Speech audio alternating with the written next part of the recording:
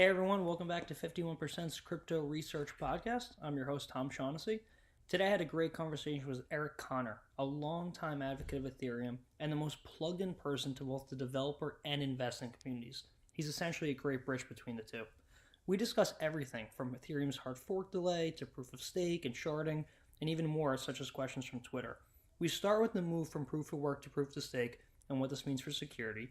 Then we go into sharding and what this means for throughput and transactions per second. This conversation is great for those getting up to speed on Ethereum and those who know the story, since Eric offers clear and concise information in a world that's plagued by misinformation and soundbites, especially with regard to Ethereum's hard fork delay. As an aside, we wanted to share some of our industry-leading research with our listeners. Be sure to visit 51pct.io and enter your email address, and you'll automatically receive our latest MakerDAO deep dive and valuation model. The full report, all you have to do is enter your email. With that, here's my conversation with Eric Connor. Welcome everybody back on the podcast. Today I have on Eric Connor, a longtime Ethereum advocate and who I believe is the bridge between developers and the mainstream investing community in crypto. Eric's also published some excellent work on Ethereum. And with that, Eric, how are you? Good, Tom. Thanks for the intro. Looking forward to this. We've talked a little bit about doing this in the past, so glad we could finally connect. Yeah, no, same here. And we got past a few hurdles, and here we are. So I guess, Eric, just give us your quick rundown about how you got started in crypto and what's your main focus today. Yeah, definitely. Kind of like I think a lot of others, just kind of randomly stumbled across Bitcoin on the internet in about 2013 or so. Was instantly fascinated with the idea, dove into the white paper and all the different use cases. Kind of then ventured into trading. I have a finance and kind of trading background, so traded Bitcoin for about 2 years or so. I'm sure I lost more than I actually gained in that time, but learned a lot of good lessons. And then I kind of got to thinking to myself, why are these people trading decentralized assets on a centralized exchange? Around that time, Mt. Gox got hacked. And also I stumbled across Vitalik presenting Ethereum at the Miami Bitcoin conference and said, you know what, this is exactly the solution. This is kind of what I've been thinking.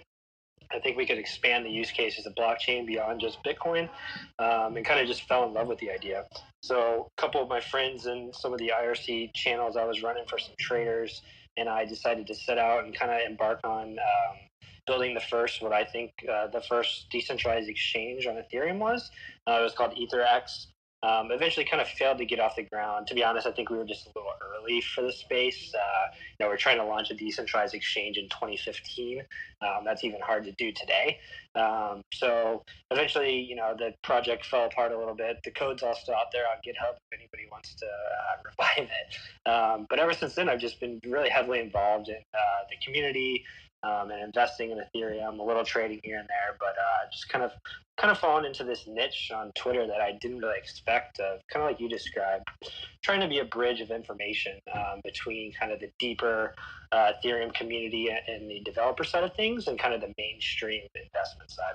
Yeah, that's super interesting. And, I guess the main crux of our focus today is going to be on what's going on with Ethereum. There's a lot of noise going on between Constantinople getting delayed, which is the next fork in Ethereum.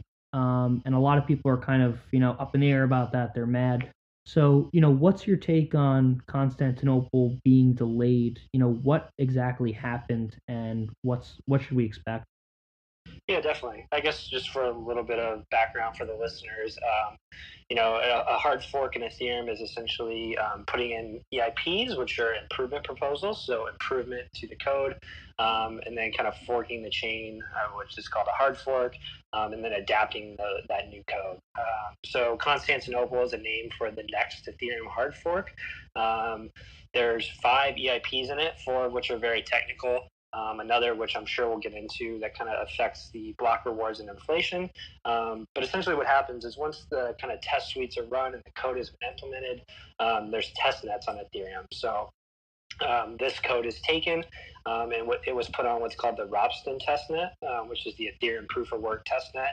And right after launch, the main clients disagreed on how much gas a single transaction that occurred should be charged, the cost of that transaction.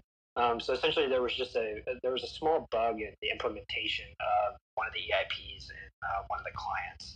So this was about 3 weeks ago now, I guess, at this point. So it's essentially caused a little bit of a delay in the fork. Got it. So, one of the main items in the coming fork is that we're lowering the block rewards, and that lowers the inflation in the Ethereum network overall.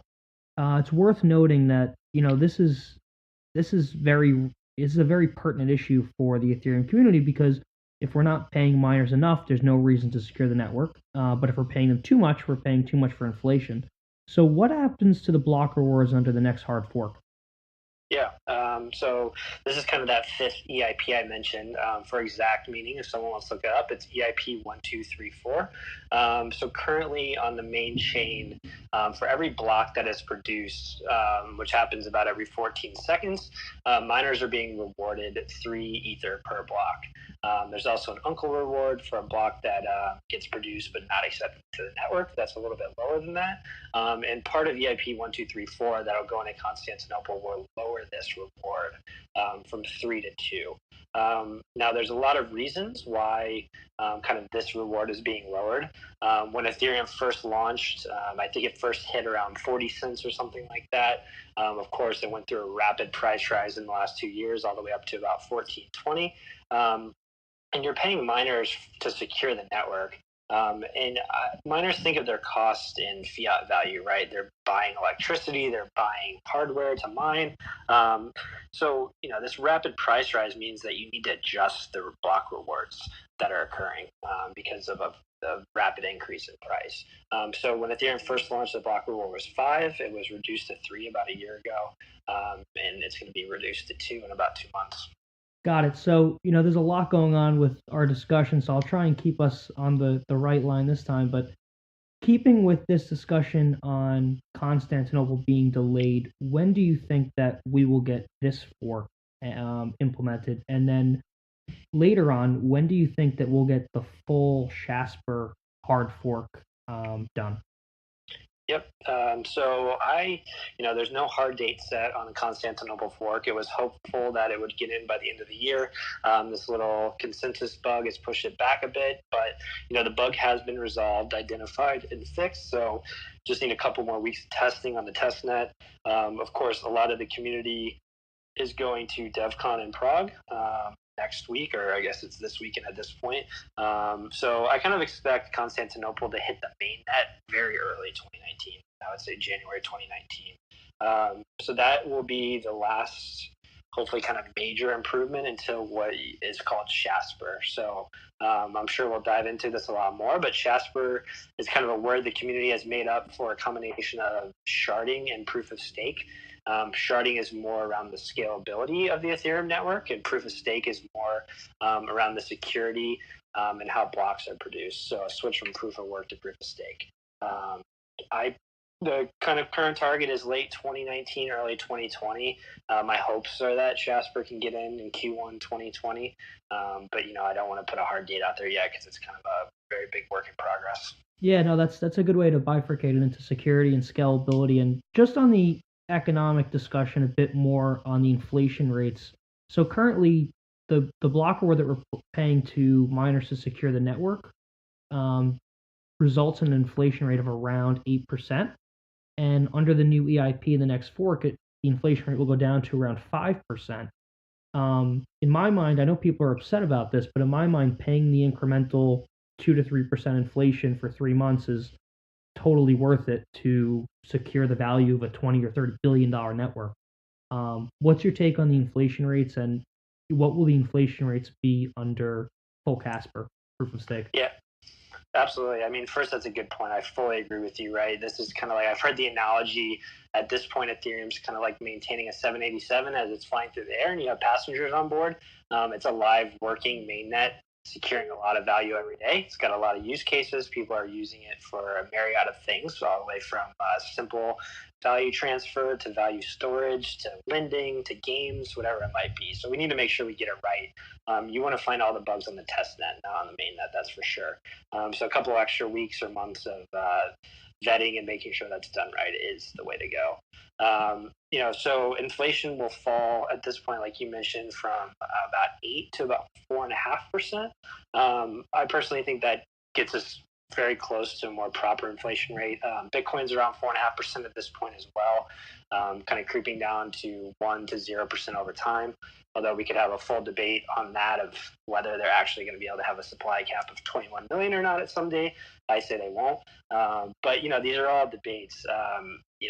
There's no kind of set economic model for blockchains at this point. So it's kind of just doing a deep analysis on what miners are being paid and how much do you really need to pay to secure the network. And the community kind of came together and decided at this point, Ethereum's overpaying. Let's cut that inflation rate from that 8% all the way down to 4%.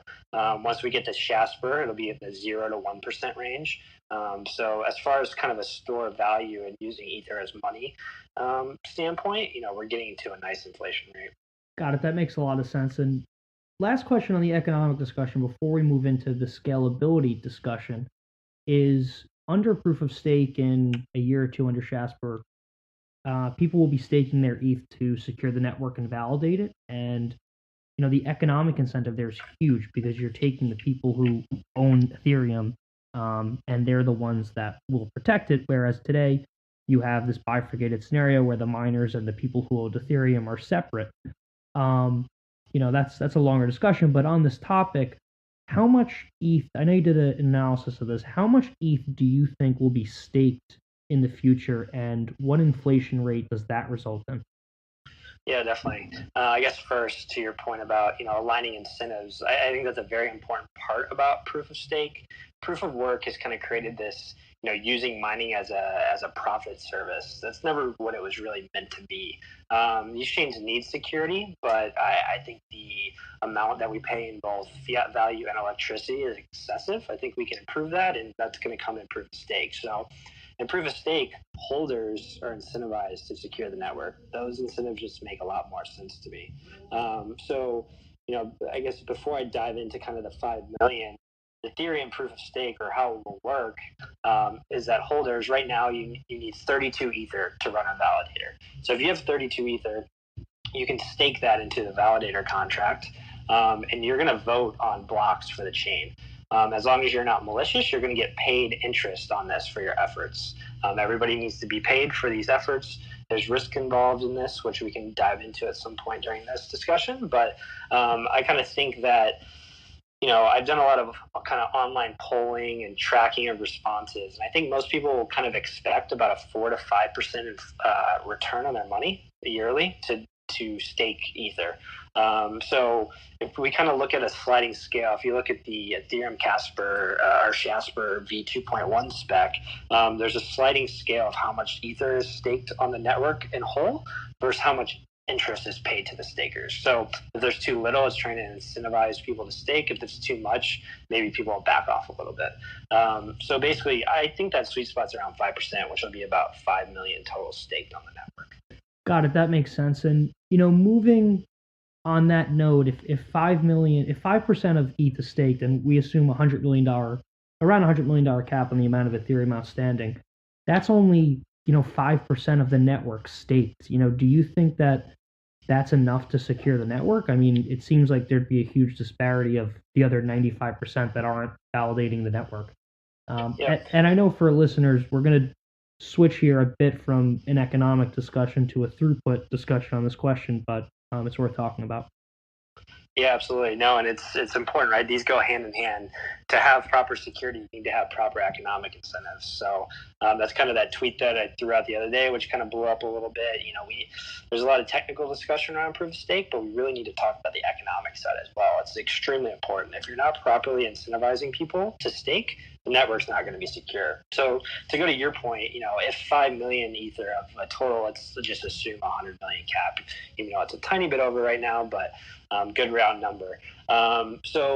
In reading through the spec, there's going to be, right now there's just one, call it shard. There's one main Ethereum chain. In Shasper, not only are you going to have proof of stake, which is Casper, you're also going to have sharding. So there's going to be 1,024 different Ethereum blockchains running at the same time, kind of like parallel computing. According to spec, each of these shards needs to have a minimum committee size to make it fully secure, and that committee size needs to be at least 128 validators. That's what I've read to understand. I've kind of seen some discussions from Vitalik in the past about this. So kind of if we take those 1,024 shards and 128 validators needed per shard, we get to about 130,000 nodes necessary to fully secure the sharding network. And then at 32 ETH per validator, 5 million total stake would give us about 156 validators or so. So we're about 25,000 clear of that minimum needed. So at 156,000 nodes validating the network, that would be, leaps and bounds more than the 17,000 or so we have on Ethereum today under proof of work, right? Yeah, correct. That's an important point. And the reason, 17,000 is a lot. It's actually more than the Bitcoin network has. But these nodes are being run at a loss unless you're a miner, right? As they become incentivized to run, so currently you're running at a loss, you're not gaining any ether for your stake. As these nodes are paid, you're going to get more to come online. So yes, we need to gain a lot, but the economic incentives will incentivize them to be created. Got it. And I guess my last question on the economic discussion is, your tweet storm a few days ago bringing up the economic discussion of Shasper, which I commend you for because nobody else is really doing that. Vitalik responded on Reddit, and he basically said, he agreed with what I just said in bringing it up, but he also said that the 5% rate might be a hard comparison to T-bills because a lot of people base that rate off a stable investment, like investing in real estate or T-bills or fiat or whatever. In Ethereum, you have the underlying currency Ether, which is very volatile. What do you think about his response, and do you think that we would have to get a premium over the 5% to account for that? Yeah, so I appreciate Vitalik responding. Kind of my goal of that tweet storm was to get the community talking about the economics behind Casper, and nothing better than for Vitalik to get involved. So that was exciting. I do agree with him. It's funny. The second I hit send on that tweet thread, I was kind of like, oh man, I probably shouldn't have used T-bills because it's probably not the best comparison because you use fiat for it. They're more stable, and there's also an inflation part to T-bills. The USD inflates at about 2% a year, so you technically should back that out of your gains on a T-bill. So I do agree with him. I think, what's interesting here, kind of if we shift away from the T-bill example, in my opinion, open finance is being built on Ethereum, meaning you're able to enter the Ethereum community. You can take out a loan on MakerDAO. You can put your Ether transfer it into a stable coin if you want to take away volatility risk. You can earn interest on your Ether using compound finance. There's so many of these open finance platforms coming on board. And, as they do come online, the return that you can gain on them is going to be a direct competitor to staking. So if you can lend out your ETH or whatever it might be, one of your ERC20 tokens for say 3 or 4% to someone that wants to borrow them, that's going to compete with the 4 or 5% on staking. Just make sure that these incentives for staking are online and not too low where people are flocking to other alternatives and potentially the network's left unsecure. That's interesting. So, I know that we had basically a minor war or a minor battle 3 months ago on what the block reward should be. In the future, we might have a staking war on what the return should be. Yeah, I know. It's very interesting. I think I'm sure a lot of people have thought about the open finance idea for a long time, but it's coming to fruition almost faster than anything else on the Ethereum main chain. So it's definitely something we need to take into consideration. Yeah, no, you're totally right there. So let's switch gears from the economic discussion and the security around going to proof of stake from proof of work, and let's talk about sharding, which is the Shasper part of Casper that the teams combined basically because they're working on the same thing and they wanted to use their resources the right way. What does sharding get us on throughput? Yeah, definitely. If you think about sharding, right? And I mentioned in the past, or a couple minutes ago, there's currently one kind of Ethereum main chain running. When we go to Shasper, the sharding aspect will give us more than one running at the same time. The initial Shasper spec right now has us running 1024 shards, so essentially 1024 Ethereum proof stake chains running at the same time. That's the first aspect of pickup and speed in Shasper. The second is block times are faster due to faster block propagation and a couple other impacts of proof of stake. So if you kind of take those two into consideration, I wrote a Medium post that got some picked up about 2 months ago. A lot of people were talking about. You essentially go from 7 transactions a second in the current chain to as high as 13,000 transactions per second under Shasper. Now, if you take that and go to kind of a transaction per day cap on the network, you're talking about 1.1 billion transactions a day. So it's just a huge growth in the ability of the throughput of the network. Got it. And how important is throughput on the network? Because as much as I and everybody is kind of obsessed with transactions per second, I just listened to Arthur Breitman, the founder of Tezos, or I don't know, founder or guy currently running it, but basically his view is that transactions per second is important, but security is even more important than that, because a lot of the transactions can be done off chain, like on the cloud or on your own server, and then you just store the state on a very secure public blockchain like Ethereum. So I guess what's your take there, or do you think that transactions per second is the holy grail here? Yeah, it's important. It's not the end all be all, right? Everyone kind of, like you just said, everyone kind of obsesses over this number, and it's fair right now in the Ethereum chain. I mean, the Ethereum chain is full when you look every day when you look at the upper gas limit. So every block has a limit to the amount of gas. Gas is essentially how much computation a certain transaction takes. So every block has a gas limit. So therefore, there's a kind of a limit to the number of computation or transactions the Ethereum chain can do a day. That's full right now. So we need scaling, and Shasper is going to be a huge relief on the network. If you think about Metcalfe's law and the users of the network and how that impacts price, I think it's kind of going to open the floodgates on price. But to your point, I mean, Vitalik's talked a lot in the past about kind of the scalability trilemma, which is you can only have 2 of the 3 properties on a blockchain. It's decentralization, scalability, and security. In my opinion, you should never give up decentralization in this. Some projects like EOS and others kind of have given up the decentralization aspect by having 21 block producers as opposed to thousands of nodes across the world, and in doing this they're able to do a little bit more transaction per second. To me, that's a non-starter. The point of blockchain is to be fully decentralized and trustless. The second you give that away for faster transaction times, you're no better than an Amazon Web Service server. So Ethereum's trying to figure out how to not give up decentralization and scale at the same time, and I think they're on the right path for that on the main chain. Now that makes a lot of sense, and it gets me thinking. Other public blockchains that are more centralized, like EOS or Neo, they have a dozen or 2 dozen nodes with higher transactions per second. But in my mind, it's much harder to build out decentralization than it is to build out scalability. So they'll always be stuck at a dozen or 2 dozen nodes. And that's really hard to get around because that's the way the network's built. But on Ethereum, you have this very decentralized, secure network with layer 2 solutions coming out to scale the network further. So, what do you think happens to these other more centralized public blockchains like Neo or EOS if Shasper is successful? Yeah, definitely. Good question. I think going back a little bit, Shasper will scale the main chain. I think Shasper will be enough for, let's say, 5 to 10 years to come, if not further, for the Ethereum main chain with all of the layer 2 solutions coming on board. Something like Loom, I mean, essentially Loom is building EOS on top of Ethereum. I mean, it's not hard to build a 21 validator sidechain on top of Ethereum, right? What people really want is the security of the main chain.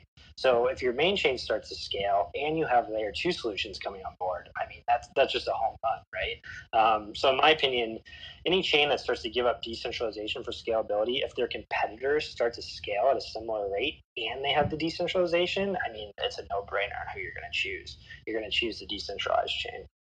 Yeah, that makes a lot of sense. It's very hard to convince people that security on layer 1 is more important than scale, but I guess we're going to have to wait till see what happens. Yep, definitely. Yeah, that makes a lot of sense. And before we move on to other topics, I mean, the throughput under Shasper, going from 7 to 10 transactions a second to 13,000 potentially is obviously a huge jump. I mean, there's a lob question, but what does that enable for public blockchains that we don't have today? Yeah, I mean, right now it's hard to know what the upper limit would be, right? Ethereum chain's full. I think as Shasper hits, and we're seeing all these open finance applications online, we're seeing gaming companies shift over Ethereum. I mean, we're seeing people use it daily for value transfer and storage. I mean, the floodgates just open up. I mean, you probably have a lot of dApp developers on the side kind of waiting for scalability. They don't want to come online and clog the current network and up the necessary gas price. I kind of think it'll jump blockchain and mainly Ethereum kind of from this thing that people think about has potential in the future to actually realizing that potential. And that's going to be huge. Yeah, that makes a lot of sense. So we talked about moving from proof of work to proof of stake and what that does for security. We've talked about what sharding does for throughput. I guess just let's talk about the competitive dynamic for a second. So in my mind, I don't view EOS, Neo, and others as competitors to Ethereum. I really view next-gen blockchains like Tezos or Definity that are, Tezos is out, Definity plans to come out in a few months, I think 4Q18. What is your thoughts on them being competitive to Ethereum? Some aren't even launched yet, but they're getting a lot of attention. Yep, definitely. So I guess first I want to say that I don't ever fully write off competitors, right? When I first got into Bitcoin, I thought that it was the end all be all. When I first dove in, like what could possibly be better? And then I saw a lot of mind share and development power shifting into Ethereum, and I said, you know what, this is being surpassed in certain ways. I'm personally going to take the risk and hop over. I personally don't see that right now. There's a lot more aspects to a blockchain than, say, throughput or whatever it might be. Community and network effects is huge. Ethereum as well as Bitcoin obviously has a huge head start on the network effects for their each respective areas. Um, Development, the number of developers, the development tooling, just the community that'll kind of vouch for you and be on Twitter or Reddit or whatever it might be. I mean, there's so many different roles that people play. The conferences that happen, the networking that happens, the institutional investment that's happening in Ethereum as well as Bitcoin. I mean, these two chains just have huge head starts. It's going to be hard to surpass. And one of the things that people don't really think about too much is, Ethereum's so far ahead in that it's had a 3-year, very tried and tested main chain. That's valuable. I mean, people are using it every day to its full capacity. It's securing, billions in value and loans and all that stuff. And having that's big. And a lot of the competitors either have just launched main chains or still are on the test net. And until you can kind of prove that base layer chain, to me, they're all just promises or vaporware or whatever you want to call it. So right now I don't think there's too much concern by the current Ethereum investors or community members that I know. But also, I'm never closed off to the idea. I just don't see it right now. Yeah, that's a good point. I mean, I guess you have to envision that they both take off and somehow they attract all the developers and all the projects onto their platform, which, would be very hard to do. Yeah, absolutely. That's interesting. So, people asked some questions on Twitter that I wanted to run by you. I promised I'd annoy you while I had you. So, one of the most interesting ones is stable coins. Coinbase added support for stablecoin today. Tether's worth $3 billion issued. That's the largest stablecoin. And then you have MakerDAO with DAI, which is my personal favorite. What's your take on the impacts on the crypto community of stablecoins, and what's your favorite? So yeah, I guess there's a plethora of them out there now. They've been launching left and right. First, I think I would kind of draw the line between algorithmic and fully decentralized stablecoins, such as Make or Die, and those that are a bit more centralized, kind of like the Coinbase and Gemini coins that have launched in the last month. To me, it was kind of an obvious inevitability that stablecoins were going to launch when we were working on EtherX 3 years ago. One of the biggest problems we had was there was no fiat gateway for us. There was no way for people to enter our exchange with US dollar or euro or whatever it might be. All the major exchanges have this ability. So, I mean, this was a long time coming. I'm not surprised that it's kind of blowing up. One of my biggest concerns is that people aren't properly assessing the risk of these stable coins. We saw it with Tether. It kind of blew up as the first, but then people started questioning, are these reserves real? They haven't been audited. What's the real risk here? And I think that exists in the Coinbase and Gemini stablecoins too. I don't think people are asking the proper questions.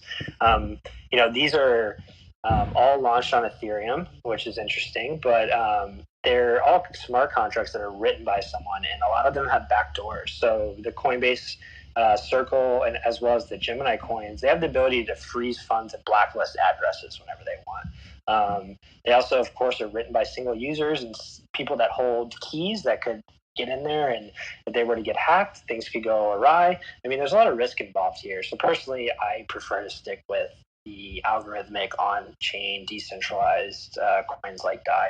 Yeah, it's a good point. And I just did a podcast with Rune Christensen, the founder of MakerDAO.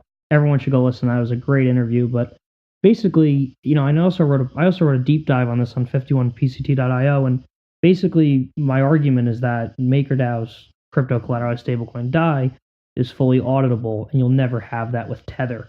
A friend of mine, Jay Dorman 81, Jay Dorman 81 on Twitter, it's Jeff Dorman. He's the PM of Arca. He basically argues that if Tether were to unwind, it would be pretty explosive. And I totally agree with him. If something goes wrong, it's not going to be a friendly unwinding. It's going to be pretty bad. What's your take on Tether's transparency? Do you think there's any way that it could become more transparent? I just don't see a way that it could. Yeah, I've kind of always rode the middle ground a little bit on Tether. I think they get a little bit more kind of, as we call it in the community, FUD than they should. I think they kind of started this and it blew up a little bit more than they thought. I'm sure banks across the world aren't too pleased with them having $3 billion in deposits at their institution with no kind of know your customer and potentially money laundering happening and all that good stuff. But regardless of that, I think we're kind of seeing an unwinding of Tether right before our eyes. I mean, the market cap's dropped all the way down to, I think last I looked at it, like 1.9 billion. Seems a lot of people are sending their Tether to the treasury and redeeming it for US dollars. So I kind of think maybe they're thinking, you know what, it's not worth it anymore. All these competitors coming online and for all the flack we're receiving. What's really interesting about this, though, is if you think about it, if you were trying to escape Tether, and we saw this in the market about a week and a half ago, when Tether dropped from about 1-to-1 to like 0.85 or so, if you're getting out of Tether, you need to buy crypto. So we actually saw a huge spike in crypto, mainly on Bitfinex, which of course it kind of eventually evened out. But it's kind of funny to me. Only crypto could crash up. Yeah, that's hilarious. And for people who are unaware, I mean, that's basically selling your Tether for, Bitcoin or Ethereum, because you can't sell it for US dollars. Exactly. Yeah. So, just another Twitter question for you while I have you, Eric. A lot of people are asking about ProgPow and ASICs and Ethereum. This was a contentious debate because a lot of people wanted this ProgPow update to get rid of ASIC mining because they have an advantage over the network. And now with the Constantinople delay, people want this included. What's your take here? Do you think it's worth spending time on something that's, a benefit for proof of work when we're moving towards proof of stake without mining? Yeah, I guess first I'll say, I definitely kind of feel for the GPU miners whose, I guess, their hardware is being outdated at this point, and, chips coming online that's superior and certain people have access to, and it's kind of pushing them out. So I understand their concerns. Given the switch to Casper proof of stake in 2020, I personally don't think it's worth the effort. I know there's been some talk about potentially putting into Constantinople now that fork's been delayed. I'm not a fan of that. I also don't think it's going to happen. I think the scope creeps a little too large on that. There's too many unknowns. One thing we haven't talked about yet is there's a difficulty bomb built into Ethereum. It's kind of to force the network to always stay up on switching to proof of stake. It occurs about every 1 year. Well, soon it's going to happen every 1 year. Right now it's happening about every 1.3 years. That's actually going to hit March 1st. And what that means is block times are going to start going 15 seconds to 30. So I think the developers are aware of this. The community is aware of this. And I expect Constantinople to go in by then. And I don't think there's time to implement Prog POW. Yeah, that's a good point. And another question for you, switching gears a lot here, is governance. So, and basically governance is how you vote on changes to the network. So in some projects like MakerDAO, it's very simple. You have your stake, you can vote on changes. Zero X is planning to build in governance features.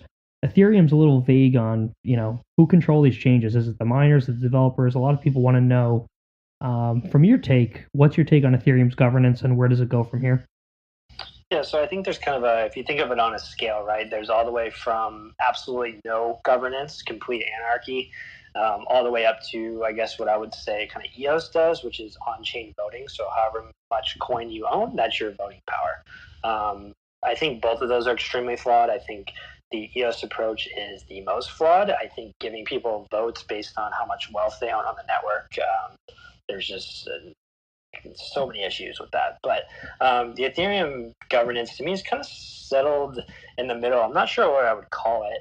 I guess we'll just call it the Ethereum governance model. But I get a lot of comments on Twitter. The Ethereum centralized. The developers just decide on the calls what to implement. I mean, that couldn't be farther from the truth.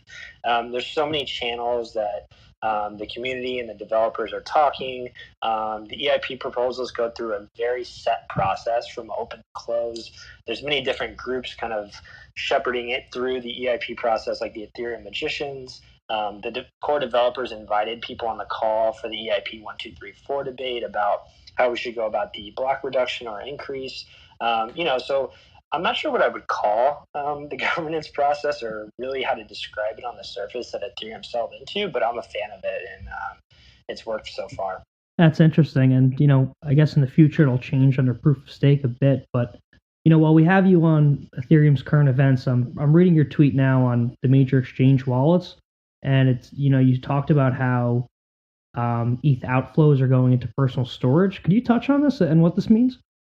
Yeah, so I've been keeping an eye kind of on the exchange wallets for the last few months or so. And, what I noticed going into September and October is there was a huge inflow of ETH deposits into major exchanges.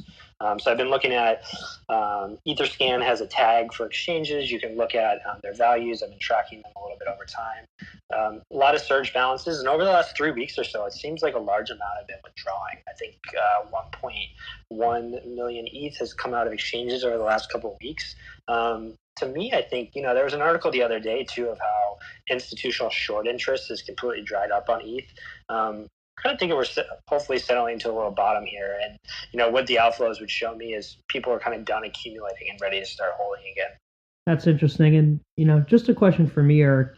I'm trying to figure out what drives the next bull market for crypto. And I know that you've kind of erred on the side of, hey, it's scaling, it's tech updates. And I agree with you. I just think that we're going to see crypto ETFs first, and that will drive the next bull market. I also think it's interesting that Ethereum didn't drop in price really from 200, given the delay in Constantinople. What's your take here, and what drives the next bull market?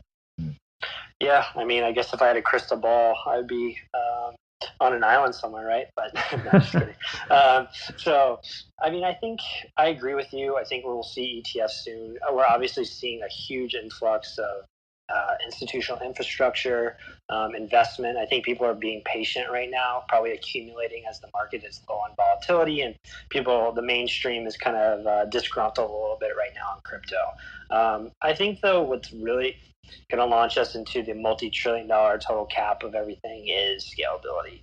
I'm a big believer in users of a network driving price, usage of a network driving price. I've mentioned previously that we're at a cap on the Ethereum network right now. I fully expect those gates to open in the next year or two. And as you start to add more users and more throughput to the network, that means more people are using the network, more value is being secured on the network. And I think that's what's really going to launch us. Blockchain, it's amazing how far we've all come at this point. But I think people really want to see the execution of scalability and use cases at this point. Yeah, no, that's super interesting. And Eric, what other projects do you watch? I mean, everyone knows I'm a fan of MakerDAO. I love 0x. What other projects other than Ethereum are you looking at, invested in, or are you a fan of? Yeah, so I'm a huge fan of the both that you mentioned, MakerDAO, 0x. I've been keeping an eye on the decentralized exchange space, obviously, kind of given my history. I think there's a lot more development still to happen there, to be honest. But most of my focus right now has been on a lot of the open finance platforms. So Dharma is doing decentralized loans on the chain. Compound Finance allows you to kind of deposit any ETH or ERC20 token and earn interest on that. Set Protocol allows you to kind of combine a lot of different ERC20 tokens into an index, just all on chain. So you don't have to invest just in one ERC20. You can make your own basket if you want to. It's amazing kind of what's happening in that space, and it's kind of flying under the radar, which is interesting to me. But yeah, I've just been enjoying that aspect of it. No, that's super interesting. And Eric, is there anything I didn't ask you that we missed or you want to talk about related to Ethereum? Because I know this is the Ethereum deep dive we promised everyone. I'm trying to think of the people. I guess I will make one comment of the questions on Twitter if I look quickly. I've been seeing a lot of kind of back and forth between the investment community, I will call it, investment/holders, and the development community, a little bit of hostility. This has happened in the past, obviously, it's nothing new. But I just kind of want to say, I think everyone's in this together, right? The initial development brought the initial investment. The price skyrocketed, funding into ICOs and Ethereum itself went through the roof. That allowed a lot of developers or whoever's involved in these projects being built on top of Ethereum. It's not just developers, it's marketers or product managers, project managers, so economists, whatever it might be. The investment into price is helping fuel all of that as well. It's kind of a chicken before the egg situation, I guess, between investment and development. And I just kind of want to, I've seen a lot of comments out there. I just want to kind of appease that situation a little bit. Yeah, it's interesting. I mean, I kind of feel bad for the core devs at some point because they have an entire investment community, and these core devs have their own families and things to do on their own, and they're not exactly have unlimited funding here. So it's kind of annoying to see the community attack devs for just trying to make sure that an update is correct. Yeah, exactly. I mean, I'm sure the bear market isn't doing too well in some people. So if this delayed happened and Ether was up at 3,000 per, I don't think that'd be too much of an issue. Yeah, that's interesting. So no, you definitely make a lot of sense there. So I guess the other thing to talk about is I know I haven't really spent too much time on DevCon in Prague right now, but I wouldn't want to be short going into that conference. I mean, what's your take here? Do you expect a lot of announcements, or it's October 30th to November 2nd for those who are aware? Yeah, I mean, I think there's going to be a lot of cool stuff. There always is. I know there's a lot of hype around. I think there's some large build out in the Nevada desert, blockchain company or something that's going to make some announcement. I'm sure that'll get some buzz. But to be honest, what I'm looking for the most, and I think we'll get, is a little more clarity around roadmaps and timelines for scalability solutions in Shasper. I'm really interested to kind of see the progress being made on the layer 2 solutions, Plasma, Loom. Some of the channels like Raiden, things like that. I think just kind of getting some clarity around where those all are is really going to go a long way for the community. And I think there's a lot of good discussions that are going to happen around that. No, that's super interesting. Well, Eric, thanks so much for being on the podcast. And where could people find out more about you? And while I have you, I want you to mention your project that you're working on and where people could find that.